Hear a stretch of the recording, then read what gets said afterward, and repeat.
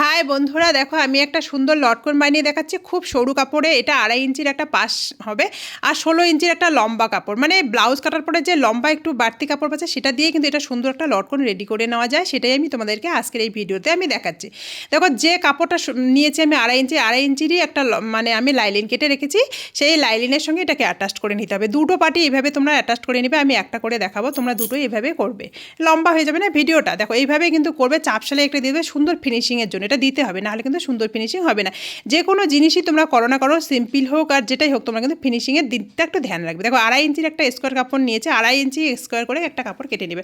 এটা আমি স্কোয়ার করবো সেরকমও কাপড় ছিল না, এত কম কাপড় ছিল এটাতে। যাই হোক, তবু আমাকে করতেই হবে, কাস্টমার তো ওটা বুঝবে না। না তো যাই হোক, তো করার জন্য এইভাবেই তোমরা করবে। দেখো সরু কাপড়ে কিন্তু সুন্দর লটকন হয়ে যায়।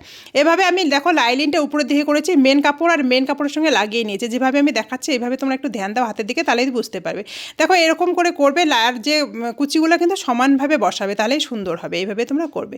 দেখো আমার এরকম ভিডিও আমি কিন্তু আমার প্রোফাইলে দিতেই থাকি। তোমরা যদি আমার প্রোফাইলে নতুন হয়ে থাকো, অবশ্যই পেজটাকে ফলো করে দিও, প্রোফাইলটাকে সরি।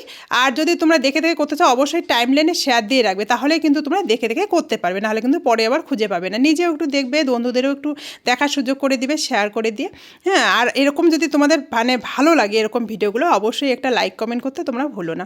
দেখো এইভাবে করে নিয়ে উপরে একটা চাপ সেলাই দিয়ে দিবে। দেখো এটাও কিন্তু ফিনিশিংয়ের জন্যই দিতে হয়। দিয়ে তারপরে দেখো এখানে যে আমি লটকনের রশিটা বানিয়ে রেখেছি, এটাতে একটু টাক সেলাই করে দিচ্ছি প্রথমে, যাতে সরে না যায়। এটা এইভাবেই দেবে, তাহলে ফিনিশিংটা মানে মাঝখানে থাকবে আর কি। ওইটা এইভাবে নিচের দিকে একটা ফোল্ড করে দিতে হবে, যেভাবে আমি দেখাচ্ছি। হাতের দিকে একটু ধ্যান দাও, তাহলেই বুঝতে পারবে। দেখো এইভাবে একটু ফোল্ড করে দিবে, যাতে ফিনিশিংটা সুন্দর। ডাবল সেলাই করে দিচ্ছি শক্তপোক্ত হয়ে থাকার জন্য। দেখো এইভাবেই কিন্তু তুমি লটকনটা রেডি হয়ে যাবে, সুন্দর একটা ছোট্ট কাপড়ের মধ্যে সুন্দর লটকন। এভাবে দুটো লটকন মানে আমি করে নিচ্ছি সরু কাপড়ের মধ্যেই, কিন্তু এটা হয়ে যায় রেডি, কোনো মানে প্রবলেম হয় না, আর কাস্টমারও খুশি হয়। এটা আমার যদিও কাস্টমারের নয়, এটা নিজের লোকেরই আমার, কিন্তু কাপড়ই ছিল না, এইটুকু কাপড় ছিল। তো যাই হোক, একটু সুন্দর করে করার চেষ্টা করলাম। যাই হোক, হয়ে গেল দুটো লটকনই আমার। তোমাদের কেমন লাগলো অবশ্যই কিন্তু লাইক কমেন্টে বলবে। যদি ভালো লাগে অবশ্যই কিন্তু তোমরা একটু কমেন্টে বলবে কেমন লাগলো।